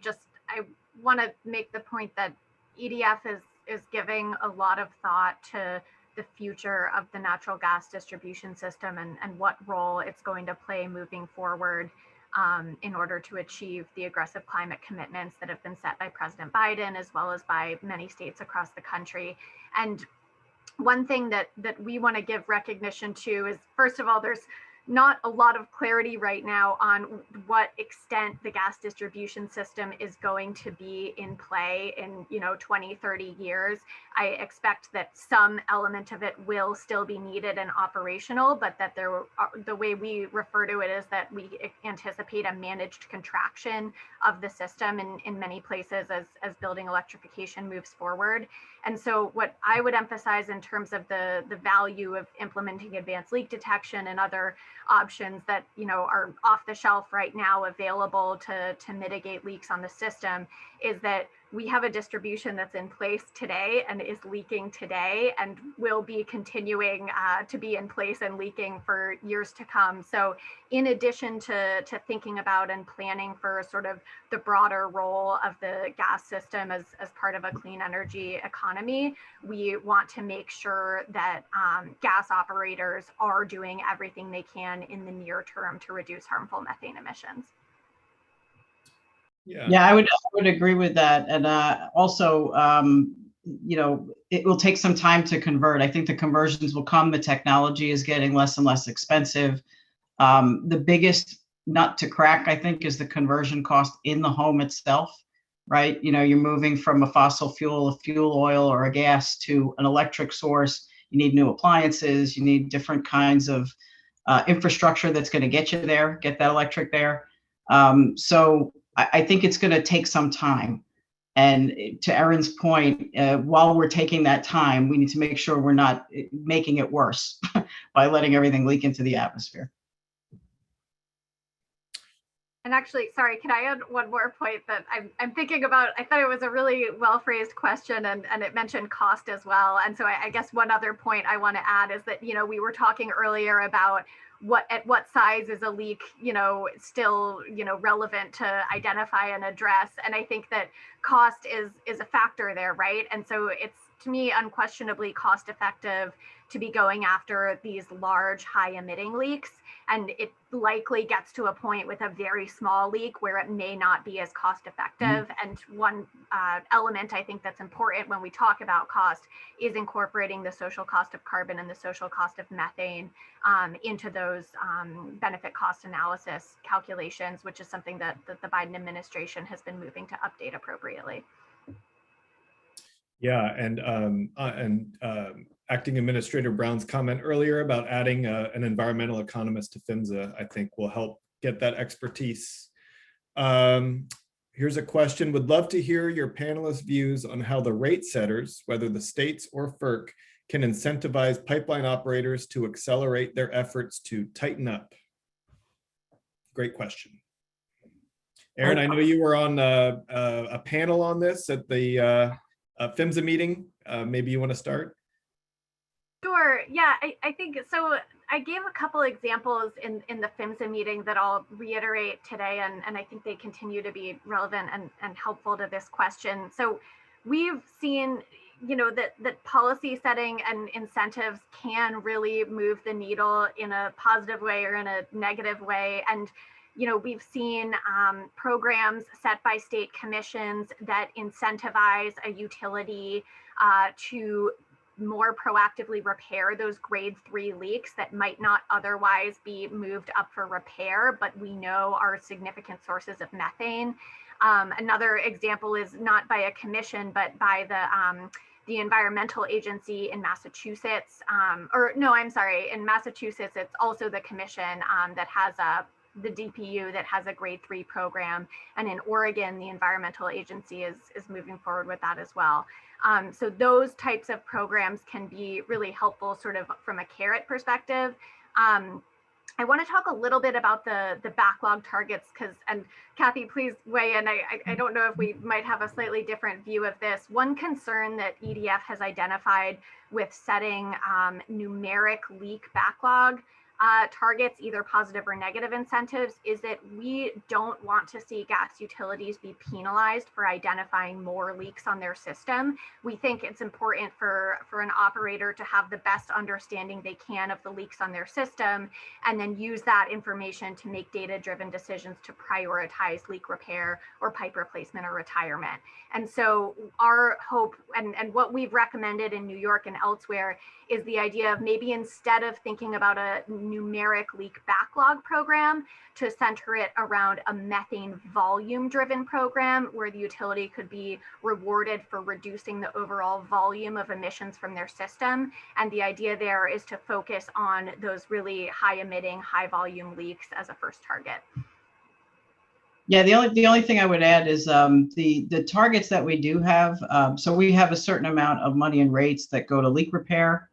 And if we were to try to make the target and go over that amount of money, and we're making more leaks, as long as we're doing them at an agreed upon unit cost, we'll defer that and get that in rate. So it really, it does incent you to bring the backlogs down, but it also incents you to do more leak repairs if you find more leaks.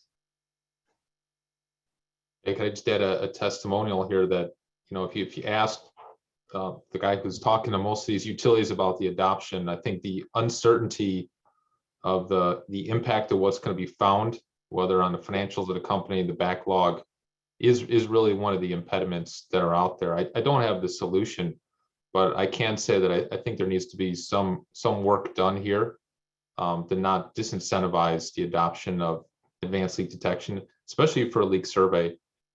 We talked a lot about emissions today, but I will say from an advanced leak detection standpoint, we are seeing that using advanced leak detection finds 91% of the grade 1 and grade 2 leaks.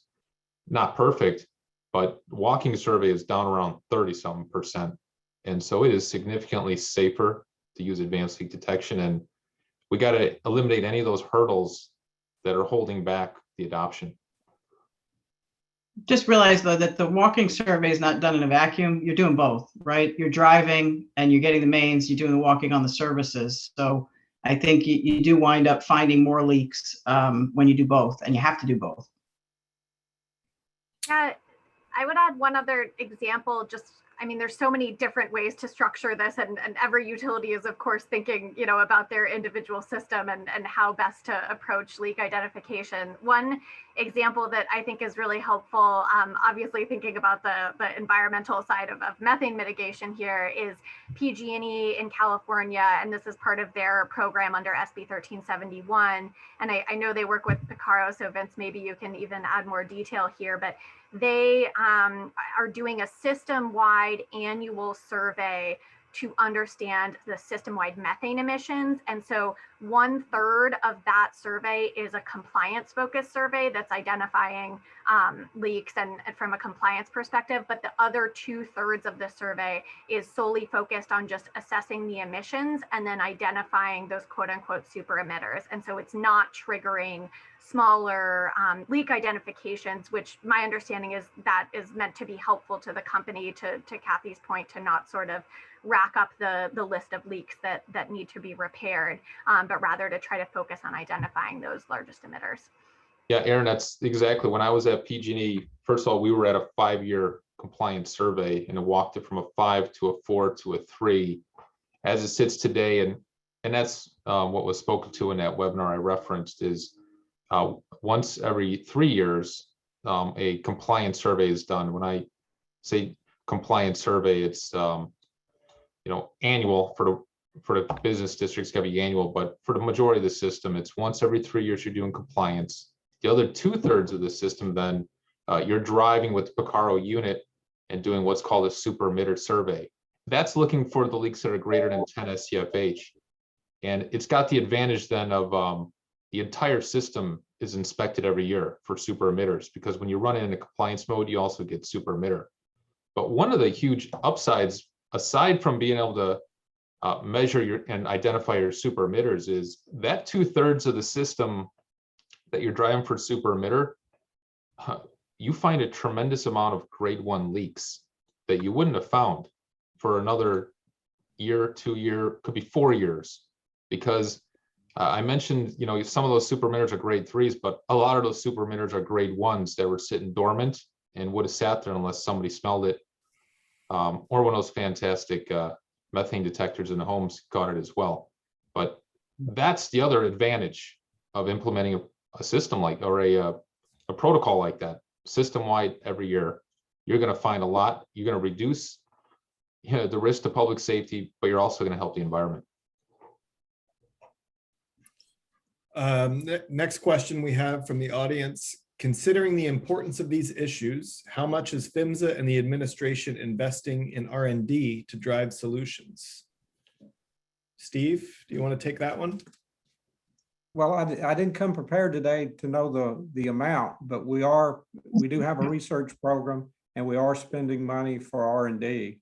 And you can look on our website under our research portion under it, and you can find out what we're doing there.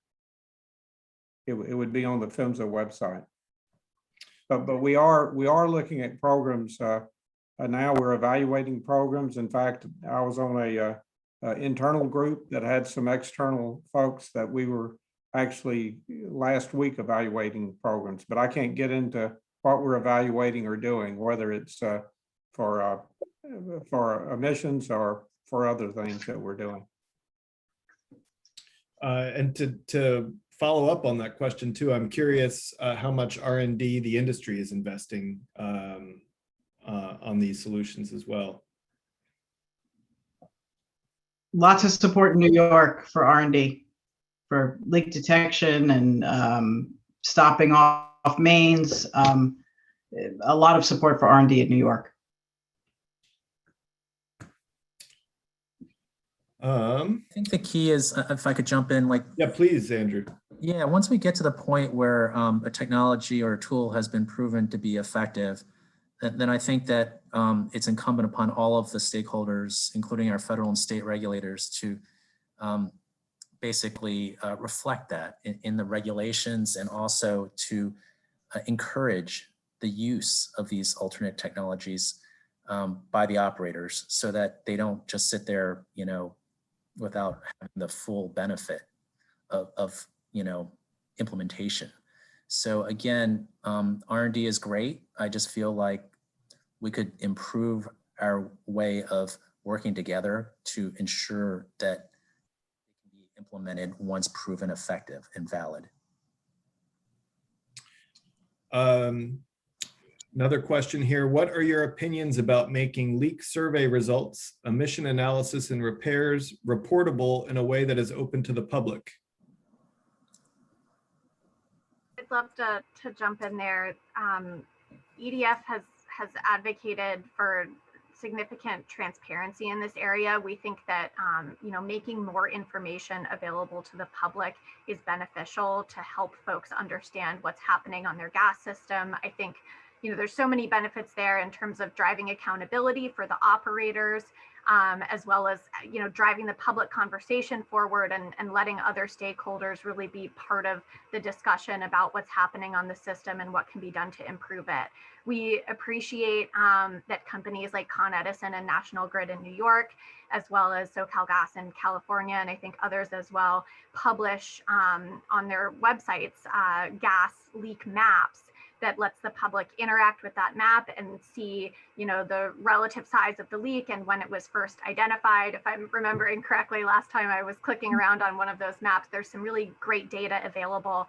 And I think that's something that we would like to see, all operators doing. I also would make the point that in terms of data transparency, the regulator has an essential role there in terms of setting but in terms of setting clear reporting guidelines. And, we talk a lot about the EPA greenhouse gas data. I think that data is so powerful because every gas utility in the country is reporting that data to the agency. And so it gives us a starting point, right, to compare different operators, to think about best practices and to track changes over time. And so that's incredibly valuable. On the other hand, as EDF has stated before, we're concerned that the way that those emissions are calculated is underestimating the true methane emissions, the fugitive emissions on the system. And so if, as Fimsa moves forward with the advanced leak detection rulemaking, putting clear reporting standards in place and making that information available to the public is going to provide us with an even more accurate baseline to understand emissions on the system. Yeah, great answer, Aaron. Does anybody else want to chime in? It couldn't hurt. Yeah.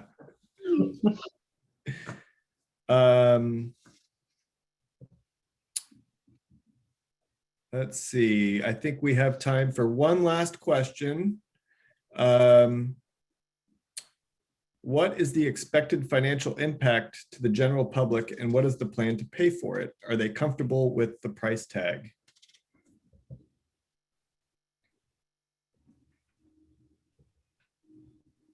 It's my impression, and this is something that, for broader discussion, but quickly, it's my impression that there's potential for ALD technologies to sweep through an area and at least identify some parts of the system that appear to be clean.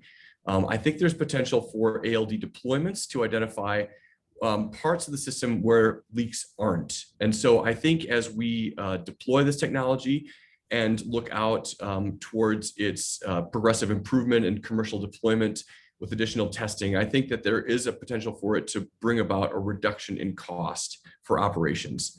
That is what I believe to be a case that is already present in the future, or in the present, and future looking as well. But I would really invite Kathy to comment, and Vince based on his experience at Picaro particularly. I think we really do need new tools. I think to Andrew's point before, as we find new things through R&D, and R&D delivers, right? You gotta invest in it, because otherwise we don't change, right? So it delivers, and as we find these things, AGA is phenomenal for sharing best practices across the entire nation, all the LDCs in the nation, and they partner with other agencies, other industry groups, to really get the word out. I think the cost is not, it seems prohibitive based on existing leak survey rates, but I don't think, when you're talking about the environment and the ability to grade the type 3s, if we can actually get there, that's a great game changer, right? Think about utilities that have had thousands of type 3s in their backlog forever, and you really don't know, right? I mean, none of them, to your point before, Joe, I don't think they're hissing, because if it's hissing, it's really leaking and we're going to fix it, right? That's like a type 1. But I do think, it may be well worth the investment just from an environmental perspective. Yeah, I would add that we are already paying for it. We're paying for it in lives lost in our climate crisis. And so, yeah, that would be my answer. Well, that's all the time we have for today. I thought this was great. Technical issues up front aside, thank everyone for their patience. And I want to thank all of our speakers and panelists today for their participation. What a great group. And I also want to thank all of our audience for attending and engaging on this important topic. Thank you for all the generous donations and the great questions for our panel. And I hope to see you all on Thursday. Thanks, everybody. Have a great day. Thank you. You too. Bye-bye. Goodbye.